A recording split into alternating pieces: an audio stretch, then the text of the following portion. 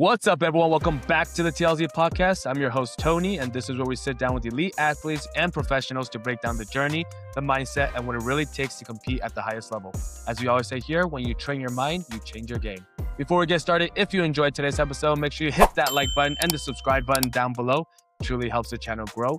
Also, don't forget to follow us on our socials at the TLZ Podcast to stay up to date on upcoming guests and highlights. Now let's get into today's episode.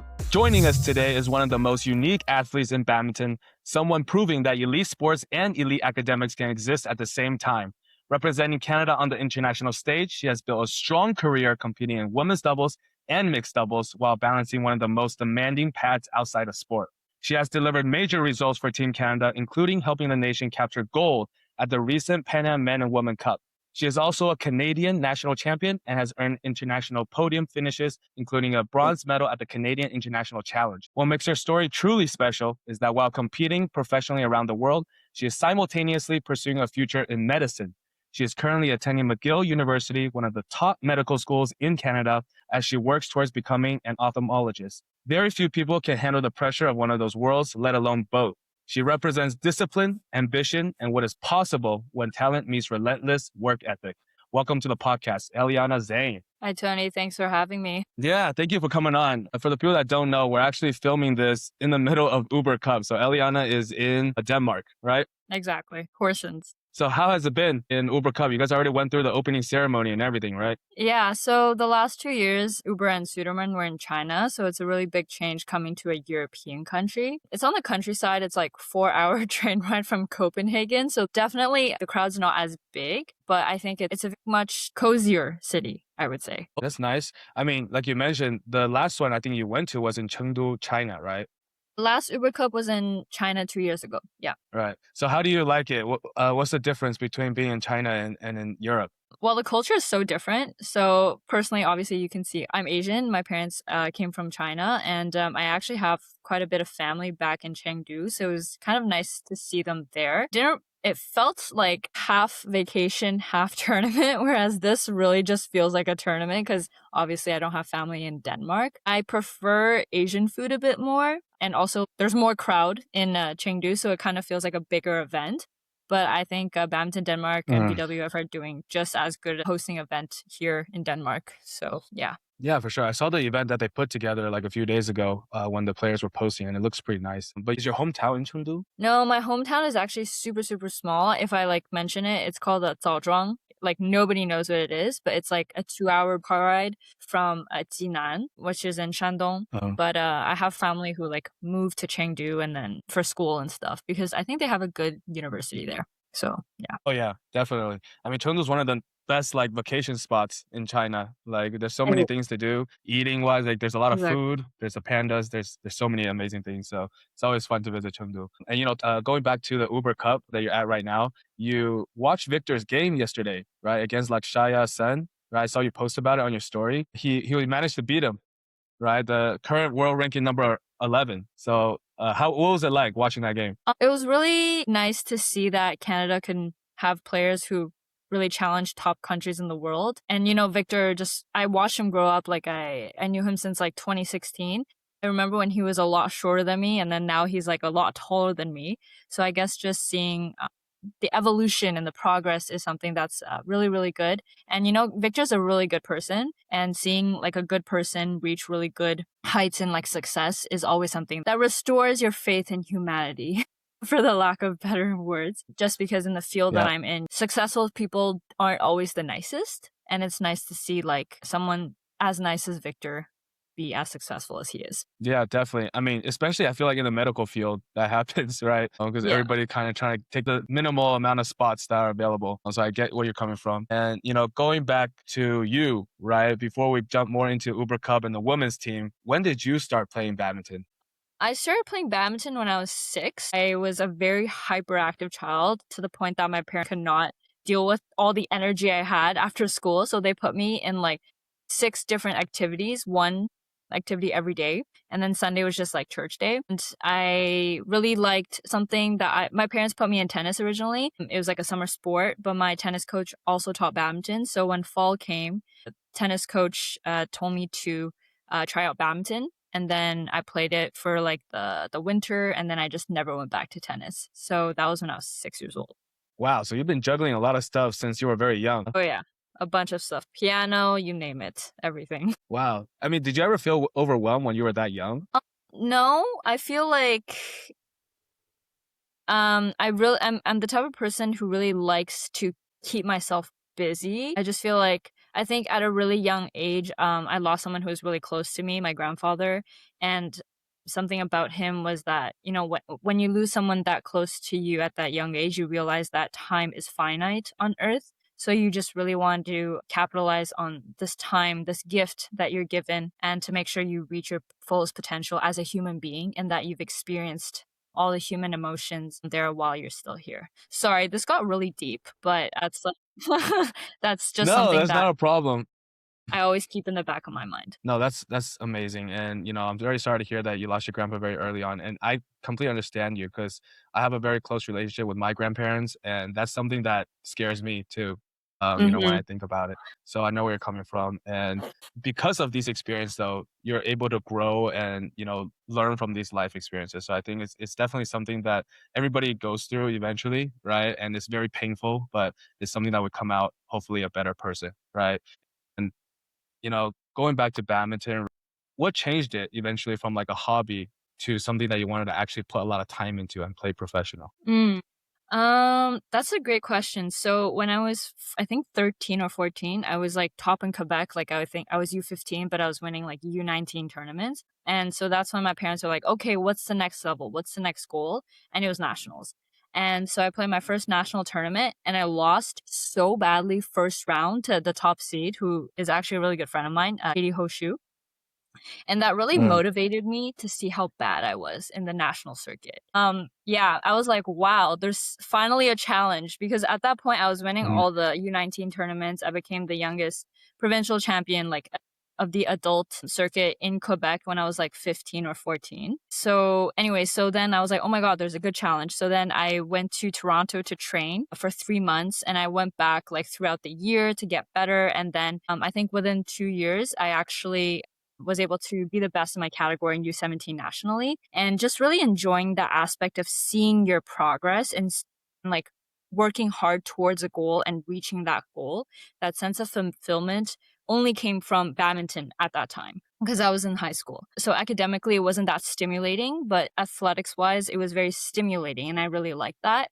So mm. I started playing international tournaments, and I really loved this aspect of like exploring, performing, and I liked the adrenaline. And so that's what really attracted me to this professional aspect of badminton. Wow, that's amazing. And just hearing you talk, it sounds like you really love challenges, I right? do. Yeah. Yeah. And we can see that definitely, definitely. You mentioned that you started really pursuing it professionally like around high school, right? When you were in high school. So you must have been also preparing for college too at the same time. When did you decide like, oh, I want to become an ophthalmologist? Oh my God. So that I decided maybe 2, 3 years ago. It was more of something I realized after I got into med school. But I knew I wanted to be a doctor since my whole family on my mom's side are all like in the healthcare field. So just my mom's a dentist, and I just grew up kind of watching her practice dentistry, where you really truly change someone's life and you have a really positive impact on their health.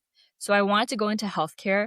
I thought I wanted to be a dentist at the beginning, but I realized that teeth weren't really my thing. So I wanted to help people in another way. So I went into medicine. Something I always kept in the back of my mind was that actually before my grandfather passed away, he lost his vision for the last 4 years of his Mm, life. And he was actually the one who originally brought me to all my badminton practices. He sat behind my court watching me through like all my practices, brought me to tournaments. And so after he lost his vision, obviously he stopped doing that, and it had a huge impact on our relationship. And I saw the direct impacts that vision loss had on his quality of life.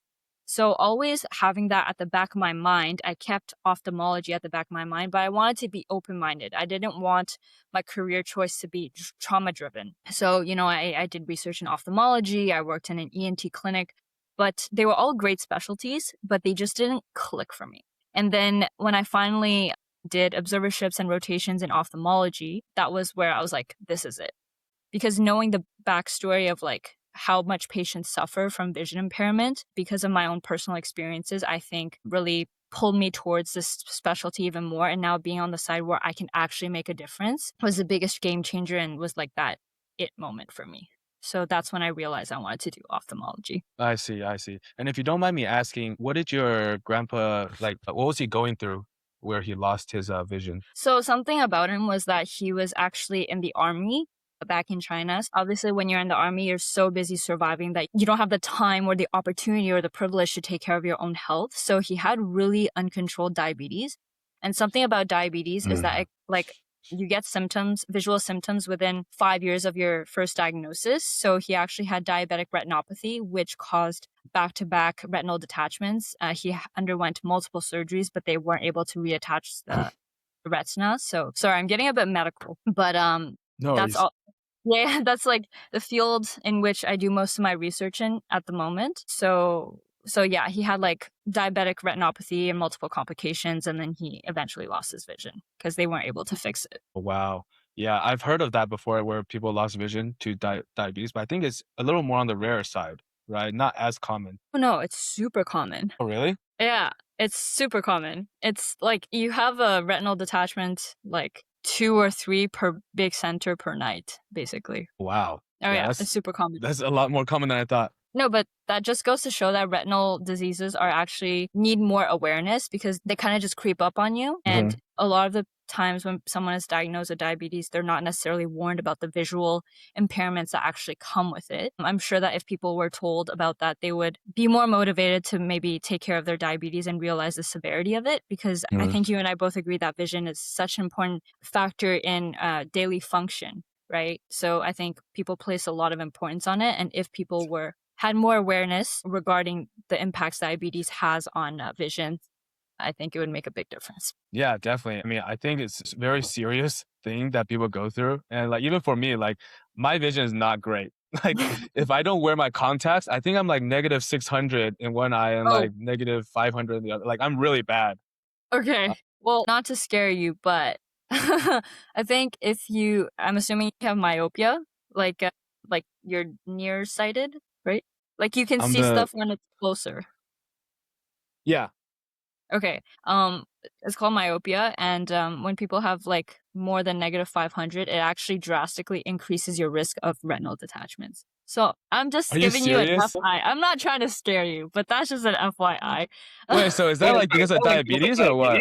Now I'm I feel like I'm in the doctor's office. Like I'm trying to figure out if I got a problem. The shape of your eye. So like when you have myopia, your eye kind of goes like flattens out a bit, and the retina at the back is kind of like stressed out because it's at the back, right? It's like a layer at the back. But then when your eyeball changes shape, it's like being like stressed and distorted, and so it's like being like triggered. So it's like higher risk factor of like getting detached.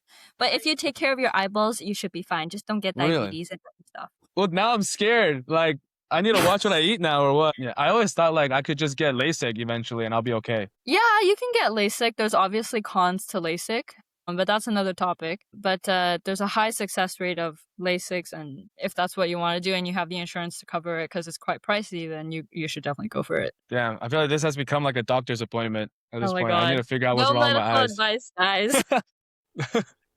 All right, but we'll circle back to you, right? Going back to ophthalmologist, for the people that don't understand, can you just give a brief background? Like we've talked a lot about it already, but like what is it? And then also what are the steps that you need to take to become one? Sure. So the number one thing is ophthalmologists are not optometrists. We have completely different trainings. So optometrists, you do, I think, 4 or 5 years of optometry school after your undergrad or master's. It's a professional degree. Whereas medicine, it's also a professional degree. You do 4 years of medicine.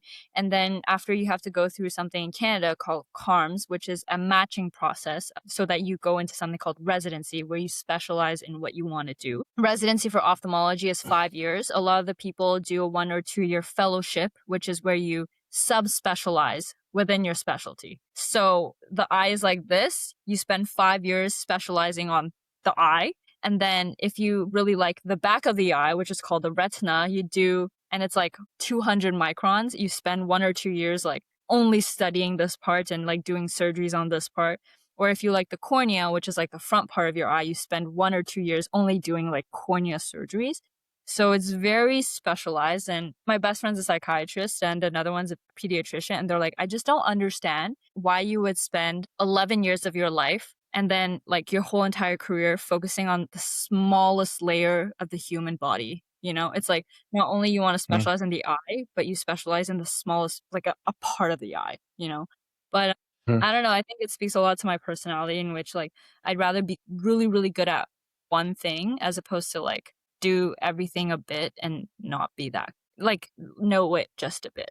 I think it's just my type of personality. Yeah. Yeah, definitely. I think that's like the right way to think about it because I feel like every successful person usually just hones in on one thing, one skill, Mhm. and do it really, really well. And you can Uh-huh. excel at anything, whatever you're passionate about, right? But you have that combination of being an ophthalmologist and also being a badminton player. Did you ever Mhm. think about dropping either one? I did. It was badminton when I got into medicine because I was like, okay, I'm gonna be a doctor. A lot of people were like, you can't do both. Famous surgeons who are like well sought out worldwide for their surgical discoveries, who also used to be athletes, they were like, oh yeah, once you get into medicine, it like consumes your life. If you don't dedicate 100% to it, you're never gonna be a good doctor or get into a good program. And I actually did drop badminton for 2 to 3 months at the beginning of medicine. I always had this like unfinished business from 2022 Pan Am Cup where US women's beat Canada and I was actually the third match. So I remember that awful moment when I lost my match and like the American team just ran on court and they were like celebrating and I just felt really guilty and it felt like Hmm. unfinished business. After dropping badminton for 2 to 3 months, I just always kept on thinking about it and I was like, okay, fine. I'll set Uber Cup as my last tournament. Uber Cup 2024. So I played for the first 2 years of uh, med school. At the beginning, I had a lot of people, like even my own parents are like, this is impossible. You can't do it. And I also doubted myself a lot, but I just took it one step at a time. And Kevin really believed in me. And he was like, okay, let's plan out your tournaments. When are your exams? We're going to like do all this together. And it really, I think that's what contributed to a really strong bond that we have. Anyways, so grinded and then in 2024 made Uber Cup. But at that time I was still like, I was ready to give up again. And so I took a break for 3 months, but I was like, man, I'm really bored with just school. I need something else. So coming back to that hyperactive child I was as a 6-year-old, I think it just manifested itself as always needing to keep busy and really enjoying that kind of organized chaos, for a lack of better words. So in your journey, when you have challenges, I think it's obvious that you have to make sacrifices, but I think it's also important to really be true to yourself and take calculated risks as well if you truly think that there's something that you want and it's something's worthwhile that will make you happy. Yeah, for sure. I mean, you've obviously excelled in both, right? And doing it successfully. I'm sure there's a lot of background stories and ups and downs that you went through to get there, right? But you're doing it. And I do wonder though, has being a badminton player helped you in your applications and interviews throughout your medical career? 100%. Okay, I think something that all med school students should know, or people who want to go into med school, is that when you're trying to match into a specialty, it's not just about how many publications you have. Did you do a PhD? It's about you as a person.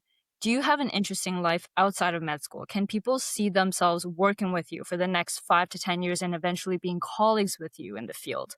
And I think just me, I got into med school when I was 19, so that's quite young. And there's often the stereotype that people who go into med school at 19 only know how to study. But, I would slip in these like tournament experiences. Oh my God, I went there. It was for this badminton tournament. I went there for this, whatever. And then you'd be able to connect with the staff, the residents, or the med students that you're working with. And they really get to see you as a human side. I think it was something that really helped me stand out in my applications and in my interviews. Every single interview I had for ophthalmology asked about that. And I think I can guarantee you that everyone remembered me as the badminton girl. And I think it really benefited me a lot throughout this entire process. And I'm really happy I kept going with it. Yeah, for sure. I think it's a crucial part to your identity, right?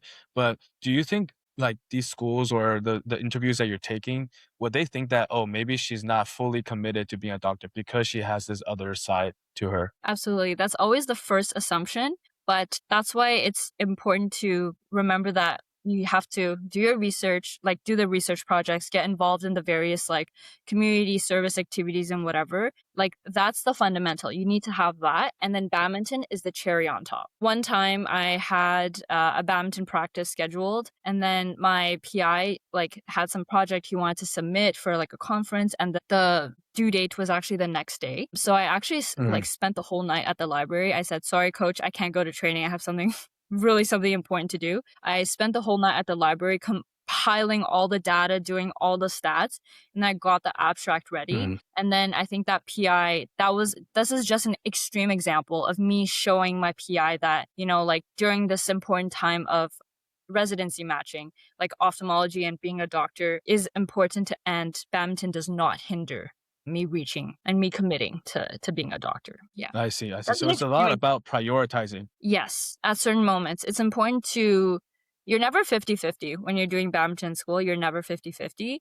You always have to have one thing that you're prioritizing, because there's always going to be conflicts, whether in like time or like mental energy and stuff like that. But it's about being able to plan it out properly so that you prioritize badminton when it's like, when you have important tournaments, qualifications or whatever. And then when you prioritize school, when there's like residency matching or like scholarships and stuff like that. I see.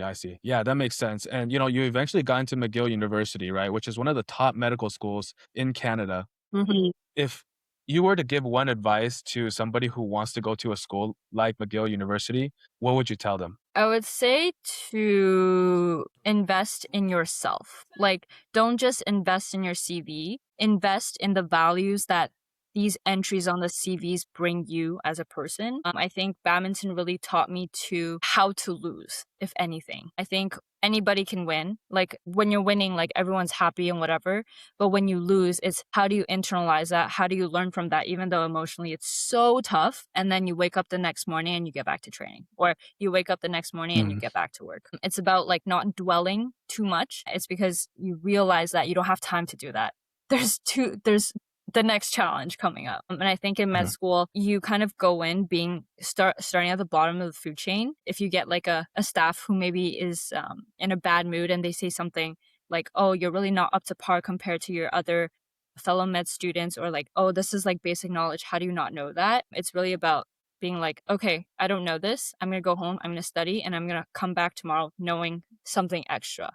You don't have time to be like, maybe this is not meant for me. Like, I'm not good enough. Like, of course, it's important to internalize that, but what's the next step? How do you move on? Yeah, definitely. And I think, you know, we talked a lot about how badminton has assisted your medical career, right? But vice versa, how has medicine made you mentally stronger in badminton? Oh my gosh, in many, many ways. So I'm someone who worries a lot. I'm a planner. I'm a pathological planner. And I think something that is a universal struggle maybe or is a common struggle for a lot of badminton players is what's after badminton, right? Financially, I think is a big factor. And so knowing that I have a career path in front of me, like another career ready for me and that I'm working towards to move on to, is something that where I approach badminton with a lighter feeling.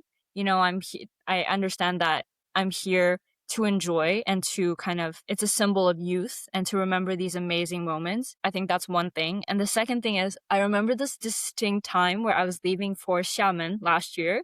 I was working in the internal medicine ward where you're treating really, really sick patients. And my flight was at 6 p.m. So I was supposed to leave the hospital at 4.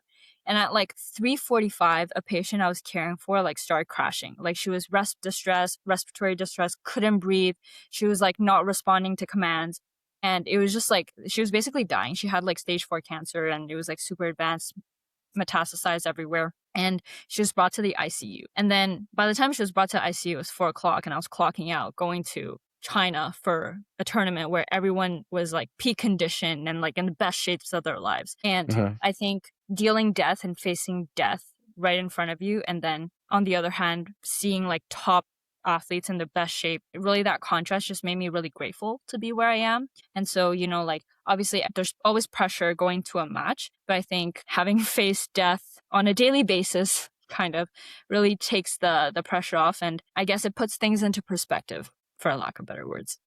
Yeah, definitely. I mean, that must be like a pretty scary moment, right? And I do wonder because, obviously most of my understanding of doctors come from TV shows, like a lot of people I feel like Grey's Yeah. Anatomy, Chicago Med, right? But in those TV shows, we see how like some residents, like when they come face to face with death for the first time or something very traumatic, they go through this change, right? On how they view the profession and also the things that they're doing. Did you ever have that moment? So working on internal medicine ward, people are super, super sick. There was like a patient I wasn't taking care. It wasn't under my care, but they passed away, unfortunately. And when a patient passes away, you need to pronounce like the time of death and all that stuff to like officiate it. You have to sign a bunch of papers. And a resident who is really, really on it, awesome. His name is Connor. Just name dropping. He was like, "Hey, have you ever seen one before? I think it's part of the physicianship that you understand what kind of how this process goes." I was like, "Okay, I've never seen this patient before." Went into the room. Patient passed away. Body was cold. Family members standing next to the bed. The resident was pronouncing like time of death, reason, like name, and all that stuff, like whole spiel. And I was just there. And I was Mhm. like, okay, listening, blah blah blah.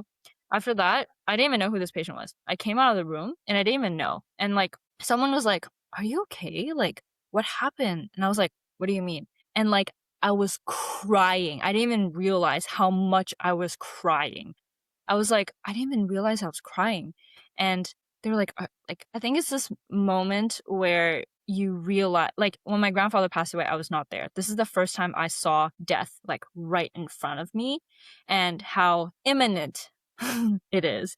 The patient was 50 Mhm. years old. And I was like, wow, I'm like 24. I can, like, die at any time, you know?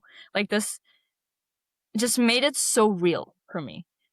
And so that's why, at that time I had a lot of like worries with money, with like, oh my God, like I really want to buy this, but I'm not sure, blah, blah, blah. Or like, oh, I really want to go on that trip. I'm not sure if I have time. Like I want to do this. But it really like brought to light how finite time was and how like you think your parents are around for forever. You think like people are gonna be around forever, but they're not. And I think it's part of growing up, but it's also part of realizing like that aspect as a physician and going through that process. So with from then on, every patient I see, no matter how busy I am, I actually take the time to ask them how their day was, where they're from, if there's anything I can do, whether it's just getting a glass of water or like asking the doctor to like re-prescribe pain medication, because I think the overall experience while we're still alive is really important. And as a physician in training, it's important to carry that forward with me and with whoever I cross paths with. Yeah, definitely. And I think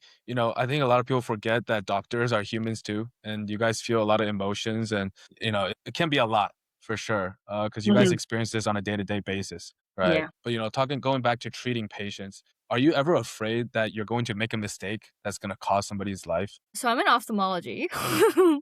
Knowing that I'm into Right. ophthalmology, it's gonna be eyeballs.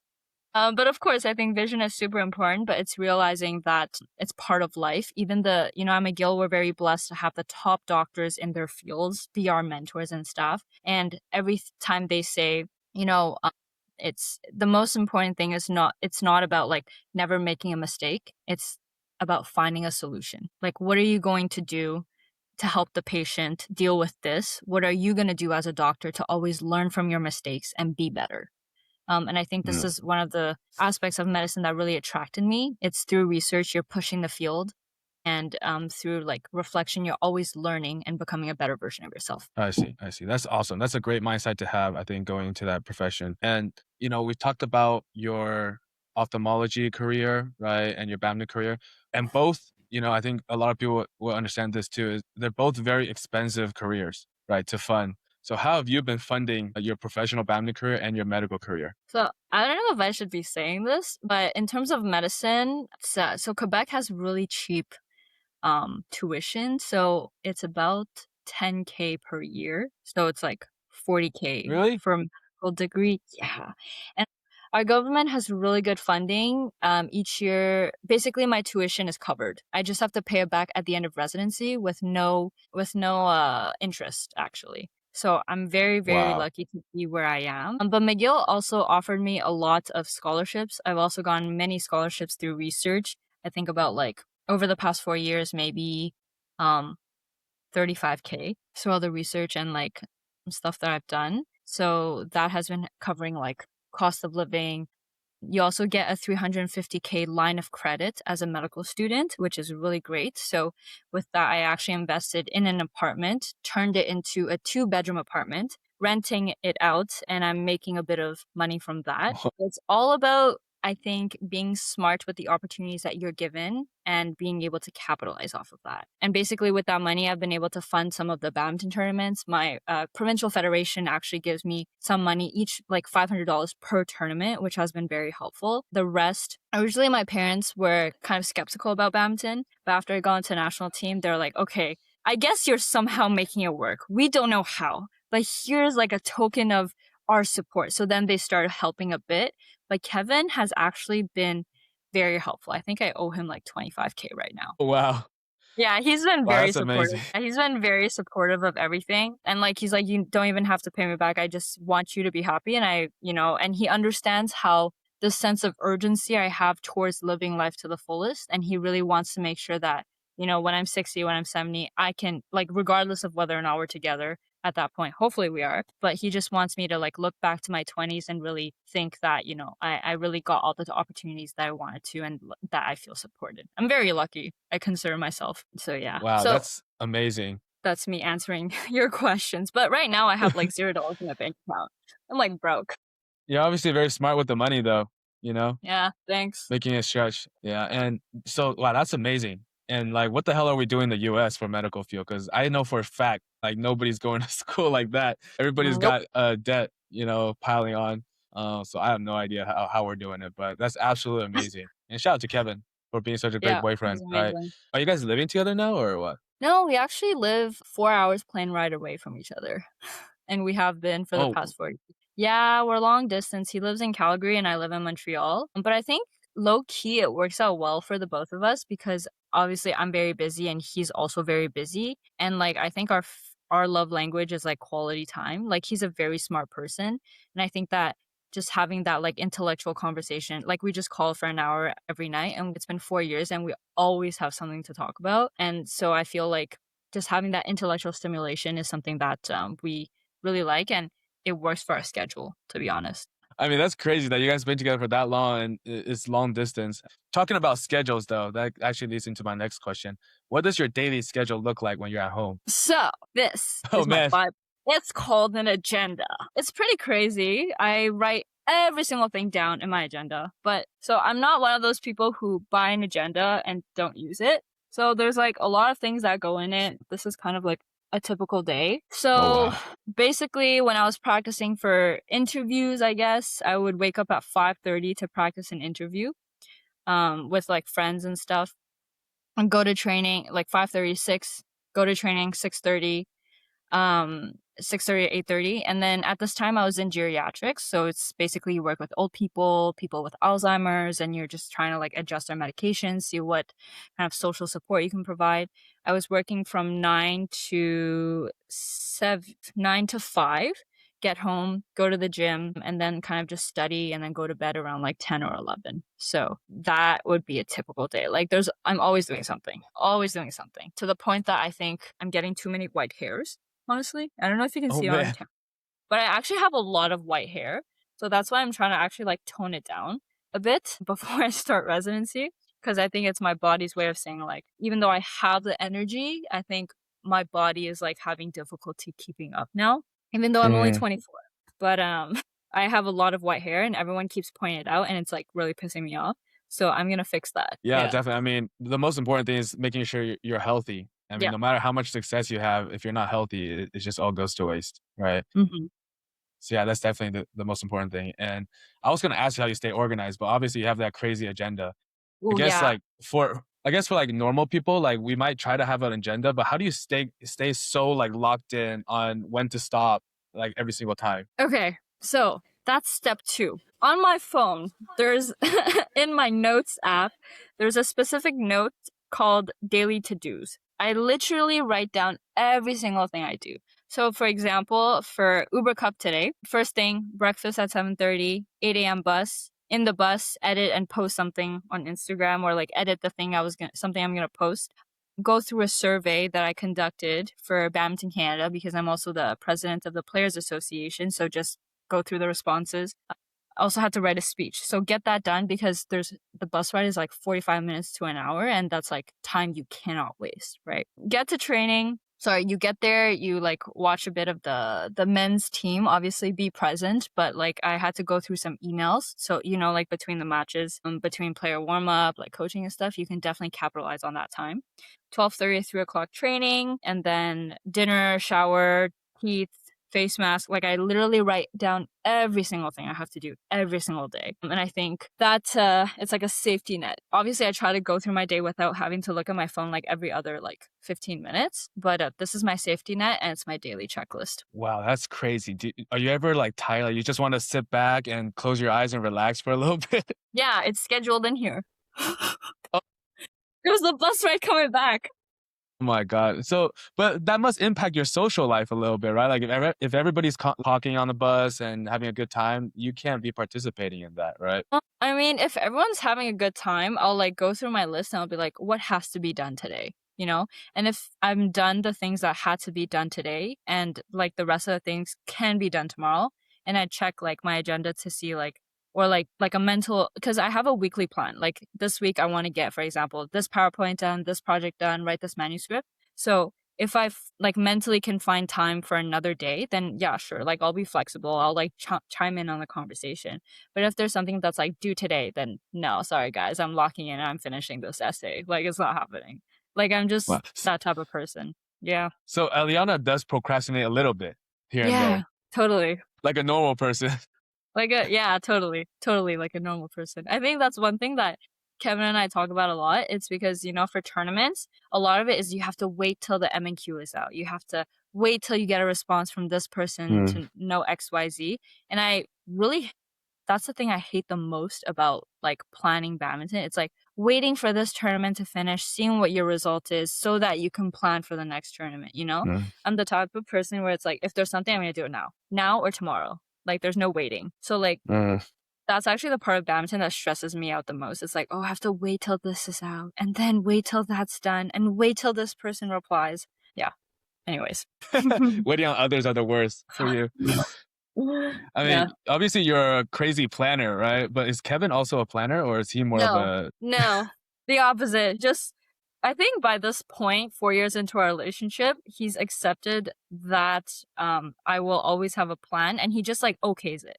He's like, I'm like, okay, I planned this tournament. We're gonna sign up for this. We're gonna wait for this M&Q or ranking to come out. Then we're gonna, if this happens, we're gonna withdraw from this. And he just like okays it.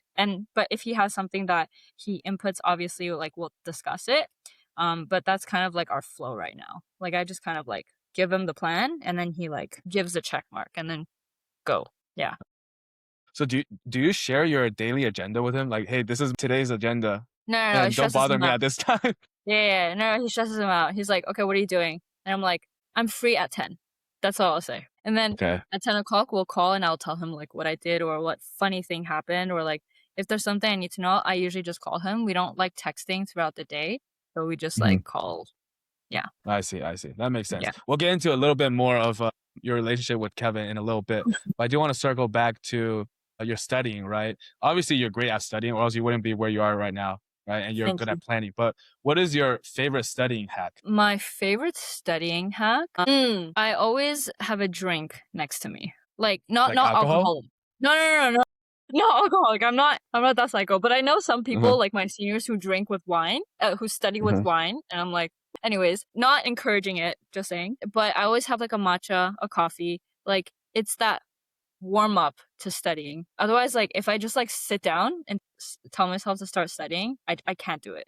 I need to be like, okay, you got your matcha. Now you can start studying, because you just study so much that like at one point you need like that like motivation and incentive. Some days are obviously easier than others. When it gets really, really hard, like I'm studying for my board exam right now.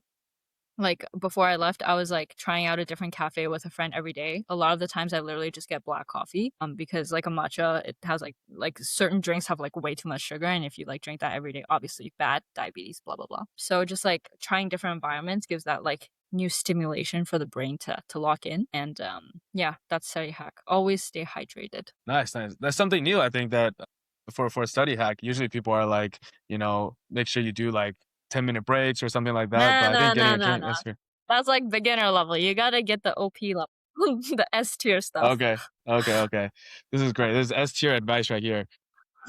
Great. We talked about your crazy schedule, right? Obviously, it's very packed. And also, I was going through your Instagram and I saw that you mentioned you have moments where you feel burnt out, right? Like that, where you took that trip to Japan. Did you ever hit like rock bottom with feeling just overwhelmed? And how did you bounce back? Very interesting. I had a like existential crisis like about a month ago. It was after I matched in ophthalmology. Because matching in ophthalmology was something I wanted, like I've been working hard towards for the past 2 to 3 years. And it just kind of felt like I dropped whenever I needed to, I would drop anything to prioritize whether it was a research project that would give me a good recommendation letter, whether it was like a conference that would really get me good exposure to the chair of the department or something like that.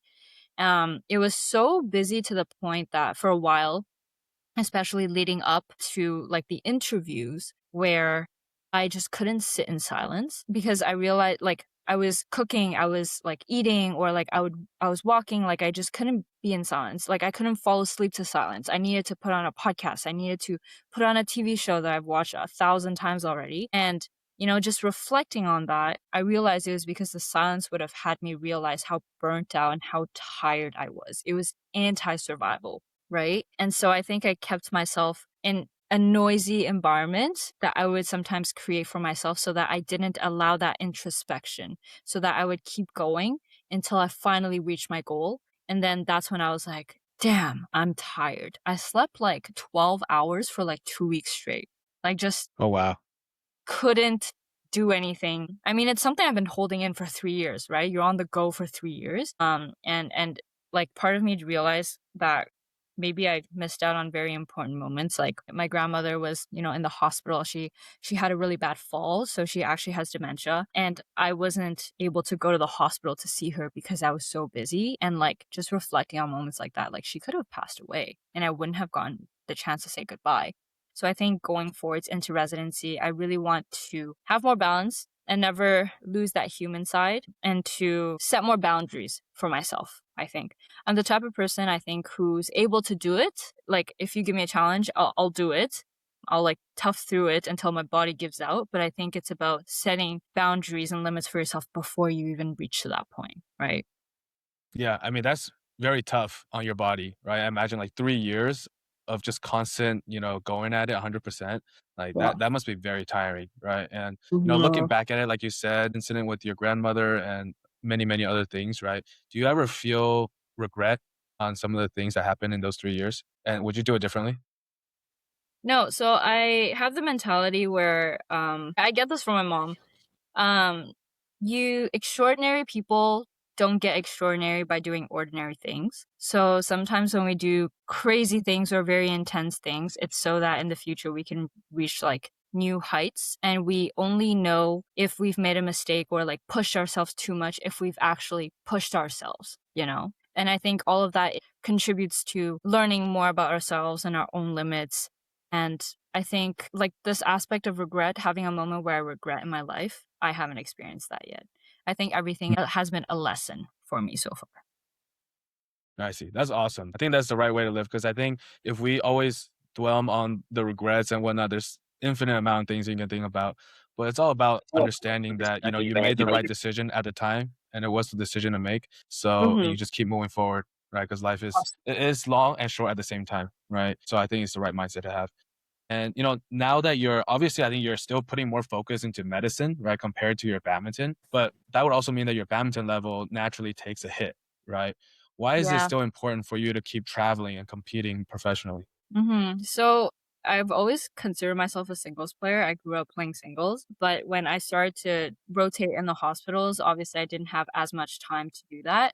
But I feel like something that's more interesting about doubles and mixed is that if you get physically stronger, like you can make up for a lot of the on-court training with the gym, right? If you get the technique right on court, obviously, and you learn how to transfer the strength that you build in the gym, I think that can be just as efficient and just as smart in terms of your training. So I think there's definitely ups and downs in my performances. And I think it's just about going to tournaments, being the best that you can be given the circumstances and the schedule you had and making the most of the preparation you had. And I think once again, this is where Kevin has been very having a partnership with my boyfriend who really understands the personal side of like the academic side of my life. He's always been very understanding. So if I had a tournament where I didn't really perform that well, he'll be on it. He'll be like, hey, like I'll be first of all, hey, sorry, I didn't really like prepare as well as I would have wanted to. Be like, hey, I totally understand. We can work on this together. Like maybe like focus more on your receive, or like if, for example, you don't have that much time to train, you can work on lower body power or like sprinting in the gym. And I think it's really nice to have him have that role as my boyfriend, as my partner.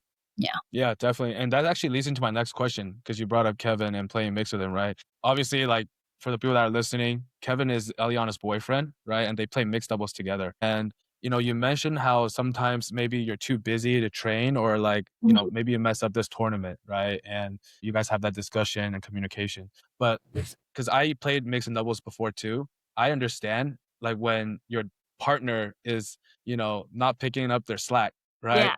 And sometimes it's not the funnest thing to have to experience that, right? Especially when you're traveling across the world. So do you guys ever have any kind of like communication where whether it's Kevin or you, right? And you're just frustrated that the other person isn't picking up the slack because obviously, especially for you, like your schedule is so packed, right? It's understandable. Sometimes you just can't fill it in.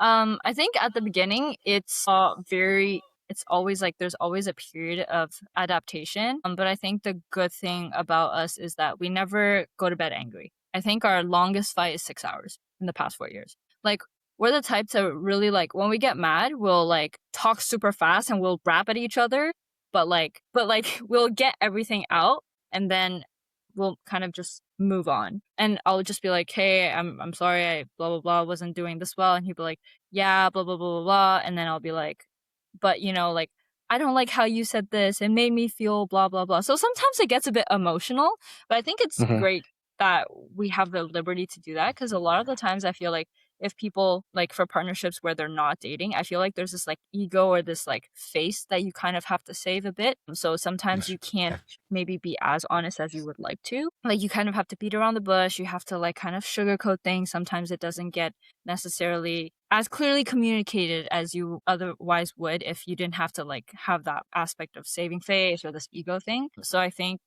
like at the beginning, there's always a period of adaptation, but like we never go to bed angry. Longest fight has been 6 hours. Fight. Wow. I mean, you mentioned that you guys usually talk for like an hour at the end of the day, right? But if you guys have a fight, that time extends, right? So, but you can't go to sleep too late either because you're waking up at 5:30. So how does that work? I just go to bed late. I just fix it. Like, because otherwise it gets carried on into the next day and then it impacts your efficiency, right? You're going to be doing something, you're going to be seeing a patient and you're going to be emotionally like not there. And I think that's not responsible. I see. Yeah. Wow. So you guys got high efficiency on fixing anything that's wrong. Yeah. It's amazing. I think efficiency and not wasting time is the most important thing for me. Yeah. For sure. And, going back to that schedule, right? You mentioned that you guys always have that 1 hour at the end of the day. So does that mean the whole day you guys don't talk to each other? And then at the end of the day, you guys just talk for like an hour? Our form of communication is memes on Instagram. Like I'll just be scrolling, I'll send him something, like sometimes 10 in a row. And then I'll stop responding. And then he'll like respond to those memes. And then he'll send me more memes. And we just go back and forth until like 10 o'clock at night. And then we just like talk about everything in life. I see. Does it ever happen? Because, especially for you, you have such a packed day, right? At the end of the day, it's 10 p.m., right? And you're exhausted. Do you ever just like, I'm too tired to talk? No.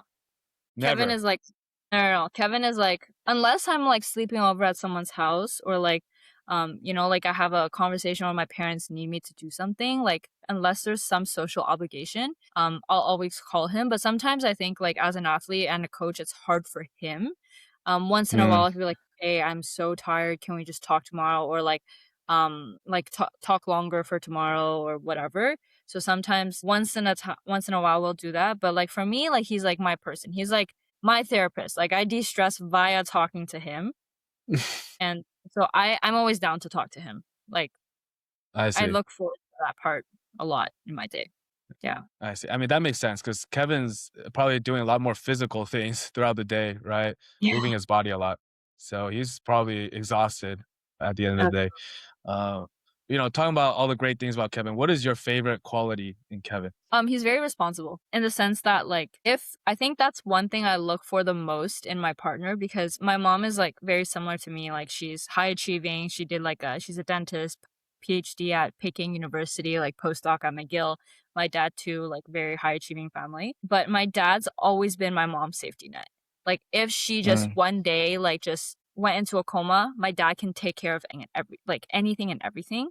And I think that's also something Kevin has. I don't necessarily need someone to help me like be more ambitious or reach my goals. I'm pretty capable of doing that, but someone to support me at my most vulnerable times. And I think that's Kevin's like best quality, like hands down, no doubt. For sure. I see. Awesome. Awesome. Shout out to Kevin. He's killing it out here. He's awesome. Like wouldn't have Yeah. it any other way. Awesome. Awesome. I just realized actually, because we were talking before the podcast and you mentioned you're sharing a room with Joe, but Yeah. why aren't you sharing a room with Kevin? Well Because you guys never get to see each other, right? no, well, Badminton Canada's paying for this. Oh, so they get to pick Yeah, who they is with pick who who. you're. Oh, I see. I And it's see. also just easier. Like I room with Joe, so Kevin can room with like Ty. Okay. That Yeah, it's makes just easier. sense. A Yeah. little partner bonding time. That's always There good, you go. right? Awesome. Awesome. Now let's talk about vice versa, right? So what is something Kevin does that annoys you the most? When he like pushes things till the end, like we'd be like, okay, we should probably book this flight. Oh my God. So like today, so we're playing Mexico after this. So we're flying to Cancun first, booked a hotel, and then flying to Aguas Calientes, and we're flying with Ty too. And I thought he would send Ty the information for the flight, but he thought I was gonna send Ty the information. So it's been like 3 weeks, and Ty doesn't have a flight booked, and like Oh, we're wow. flying next week. So That's I not think good. it's kind of yeah. So it's kind of just well, it's his like sometimes we don't like clarify the easier stuff because we spend all our energy on doing like the tasks with like more difficulty, that like when it comes to the easier stuff, like it's like, oh, I thought you did. He's like, oh, I thought you did it. I'm like, oops, Ty, sorry about that. Now he has to pay like $800 for the flight instead of $500. So I Oh, feel really, wow. really that, but we'll make it up to him. We'll make it up to him somehow. I see. I see. So yeah, kind of just like the easier stuff is sometimes forgotten. Got it. Uh, Got it. I mean, like, that gets me wondering because, like, you obviously like a very, like, whatever's on schedule, you're doing it, right? And you're yeah, going to finish it. Is Kevin the same? Because if you guys are together and, like, maybe he's, like, a little more chill on the schedule, would it, yeah. like, have any conflict? Like I usually just get it done. Like I'm like, okay, are you Right. okay with this? He's like, yeah. And I'm like, okay, flight's booked, done, stuff like that. But what if he's like, okay, I can just do it later? It's not, I feel like every guy's like that. I'll just do it later. It's like the most common phrase. But I set him a deadline. It's like, okay, you said you're gonna do it later. Like, what's later? When is later? Like why later? Like I'm kind of like that type of gal. And if it's like, and I'll put it in my Uh-huh. agenda. It's like, ask Kevin if booked flights. And then on that day, I'll be like, hey, did you book flights yet? That kind of thing.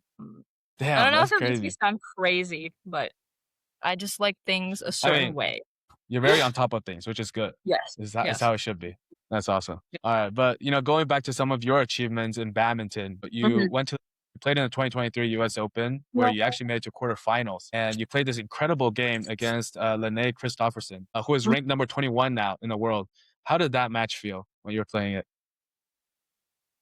I think leading up to that tournament, I think my ranking was like 200 something. And then within like 3 months, like I was like doing really well at national tournaments, but I was still getting used to playing international tournaments. So I think after that match, or like just making it to quarterfinals alone, proved to myself what level I was and kind of gave me a good reference point. Because like coming from my province, like Quebec, I'm the only one on national team for a long, long time. It just never seemed possible to be on the international caliber. Like all the top players are from Toronto. It's like what makes a person from Quebec think they can be even able to compete at that level. So it gave me a bit more confidence. And that actually helped me qualify for the 2023 Pan Am Games because I was like, Mm, it was supposed to be another player to go, but within like 3 months, I passed them in criteria points. And so I was able to go to the 2023 Pan Am Games. But anyways, it just goes to show that like if you really focus on the process and you focus on yourself, you will kind of get to your goals. It's just a matter of like when, you know. Yeah, for sure. I think every player goes through that confidence boosting match, right? To propel you to the next level. And one of your other amazing achievements is the bronze medal that you got in the Canadian International Challenge recently, right? Mm-hmm. And the quarterfinals you played to get into the semis was against Catherine Praveen, which was a very close match too. So how was that experience playing that tournament and medaling in that level? Obviously, Kevin and I think we've gotten better results than like a bronze at IC, but I think it was so memorable because I played one of my mixed doubles idols. Like Praveen, I remember when I was like studying really hard to get into med school, and like my study breaks would actually be watching him play. I remember the French Open where he played with, I think he won that tournament against it was the match where he beat Zheng Siwei and Huang Yacheng. And I was like, oh my Mm. God, he's so good. And he actually was to play against. Obviously, he's like a bit older now and retired, but playing a player of that international caliber was truly something that was really motivating and very memorable. And I posted a reel about it, and I got so many followers, and I was so shocked. But yeah, it has like 600K views, and I was like, oh my Oh, God, like wow. this is so cool. But yes, yeah. Let's talk about something that happened more recently, right? You helped Team Canada win the gold medal in the Pan Am Men and Women's Cup. And you guys had to face a very strong US team that was very stacked. And I don't know if you saw the reels that we posted from Wendy and Jenny about their confidence in their teams, right? On winning the gold medal. But what was the conversation like the night before the final match? So I was pretty sure I was not going to play because we had like pretty set pairs. Like Jack and Crystal, they're number one doubles in Canada, and Josephine and Catherine, they also had a pretty solid partnership previously going into the 2024 Olympics. So honestly, I was just there ready to cheer on for the team. And actually, the night before, the coaches actually called us in for a meeting, and they thought, because Jack and Crystal have played against Lauren and Allison before, and like maybe they wanted to throw in some new energy and like kind of maybe throw off the American team a bit. So I was put with Crystal and Jackie was put with Joe. We obviously had confidence in like our three singles, but in doubles as well, we knew that it would be a bit harder, but we definitely wanted to give our best to help the team potentially win a point if possible. So on my part, I was just really happy to be there to begin with. But even more so to have gotten to play women's doubles one meant a lot to me. And I think Crystal and I for a scratch pair, we didn't do that bad. Like it was like 21-19, I think, first set against Lauren and Mhm. Allison. And I think just because they have a bit more experience playing together and were able to adapt and adopt certain strategies better than Crystal and I. The second game wasn't that close, but overall I was really happy with that performance, especially playing in finals and having kind of a poor experience back in 2022 and that feeling of unfinished business. Even though we didn't win, it was the aspect of having, I think, played my best in that given circumstance was a big difference from compared to 2022. So that aspect of unfinished business, I'm very happy I was able to address that. And I'm even happier that we were able to bring home gold and be here in Denmark right now. Yeah, definitely. I mean, it's all about leaving everything out on the court, right? No matter what. And one of the things about that final match against Team USA was the first game was one of the most important games in the whole day, right? It was the women's singles, Michelle Lee against Bei Wen. And they're always going head to head all the time. It's always them two, right? For first women's singles. And it's sometimes Bei Wen wins, sometimes Michelle wins. So it's really like a coin toss. So for Team Canada, everybody watching in the benches, right? How did it feel watching that game? Well, Crystal and I were second match, so we were actually warming up, but kind of separating the warm-up courts and the actual like court with the match was like this like big like black curtain, so you couldn't see anything, but all we could see was a scoreboard and we can hear the players. So Crystal and I would be warming up and just like every few rallies would stare and turn over and look at the scoreboard. And I think when it got like really close in third set, she was winning like 19-17 or like something she was winning, but then Baywin caught up. We were so nervous. And it was like that feeling was just like feeling of satisfaction and almost relief when Michelle won, kind of made it more settling to walk on court and more comfortable to walk on court as women's doubles won. Yeah, definitely. I was talking to Polina, right, a while back, and she mentioned how the first match is so important in a team event. Like it really sets the tone and gives your teammates confidence going on, like whoever's going on next, that you already got some safety net below you. So that's definitely the case, right? For how you guys felt. And, eventually you guys win all of your singles, I believe, right? Like Yep. you guys, Yep.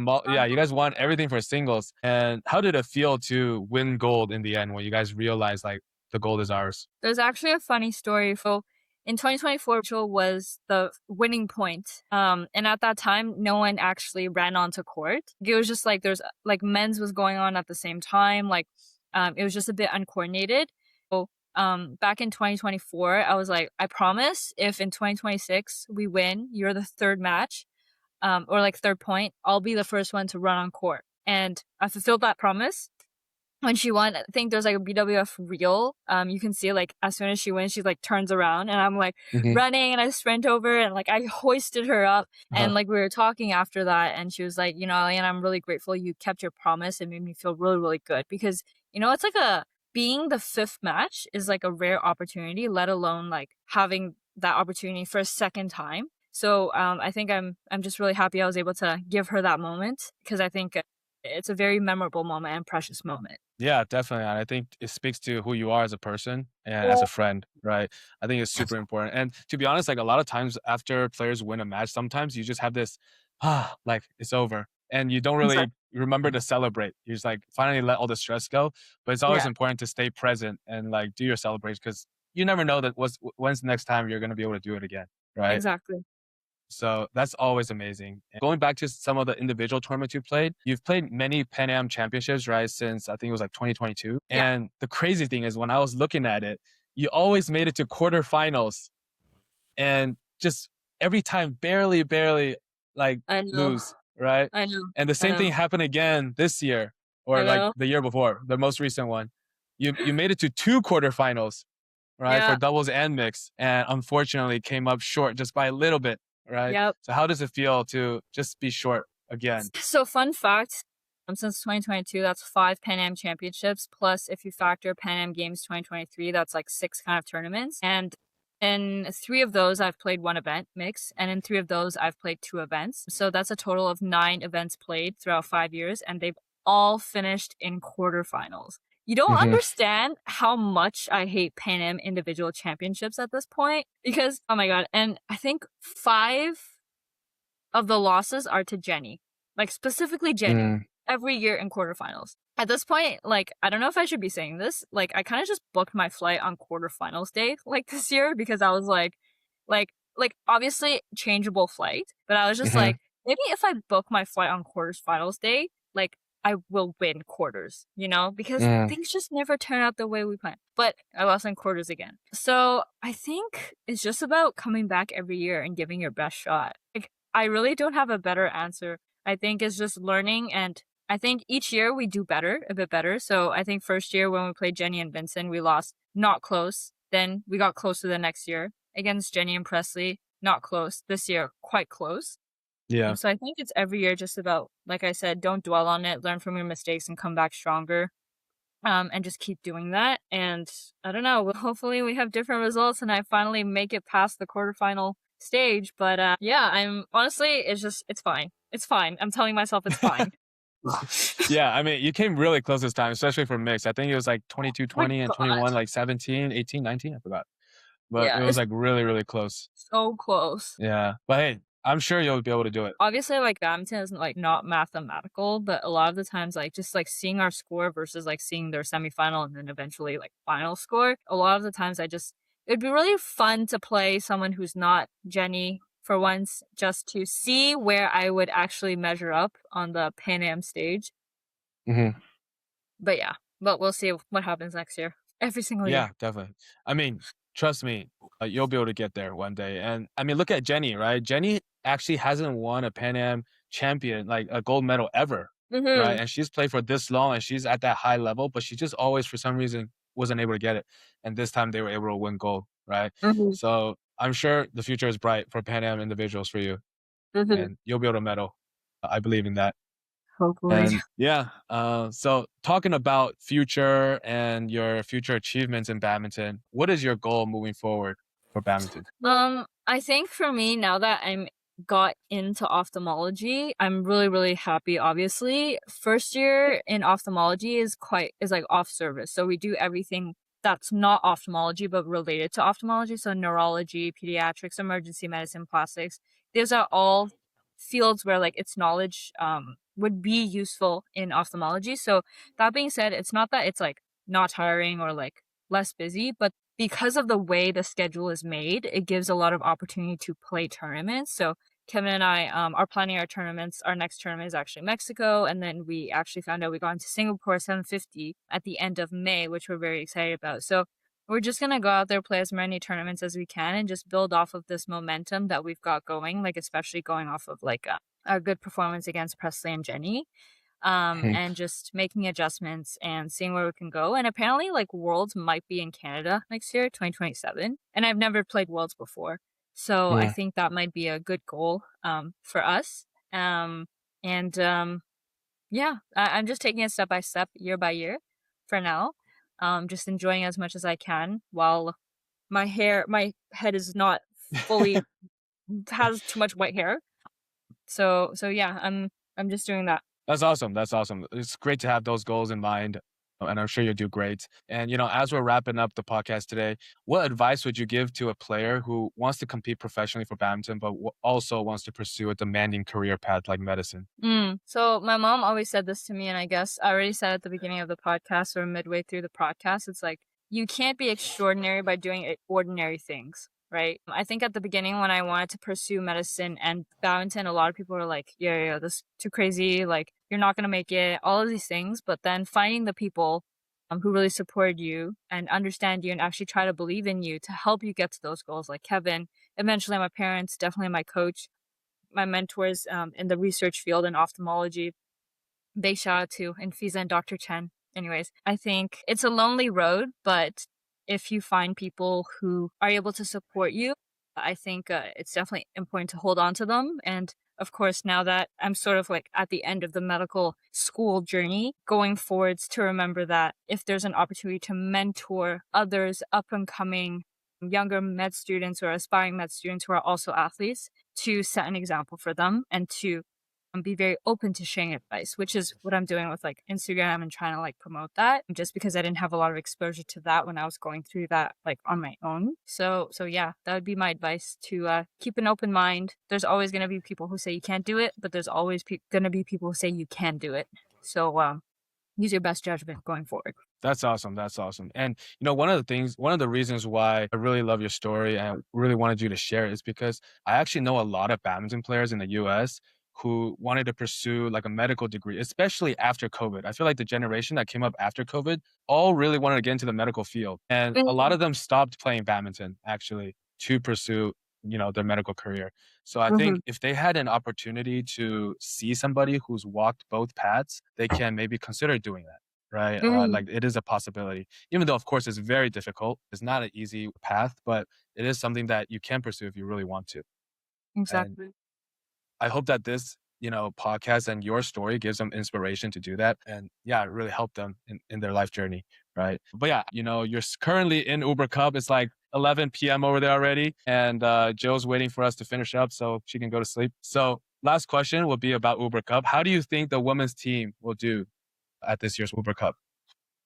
Oh my God, our singles is super strong and so is our doubles. So honestly, if we can make it out of our pool and make it to quarters, I think it would be really great, because I feel like it's been a while at least. Correct me if I'm wrong, Joe. Did you guys make quarters in 2022? No, we made quarters like 20. Yeah, the last time they made quarters was 2018. So if we're able to make some changes this year, it would be really cool to be on that team with that kind of atmosphere. And I feel like everybody's like very friendly on the team so far, and everyone gets along, cracking jokes and stuff. So it's a good atmosphere, and hopefully it can reflect in our performance as well. Great. I mean, you guys have a very difficult draw, to be honest. You guys have Australia and Indonesia and Chinese Taipei. I mean, Chinese Taipei, I feel like it's doable. No? Maybe Indo's doable too. I don't know. Maybe I'm too optimistic.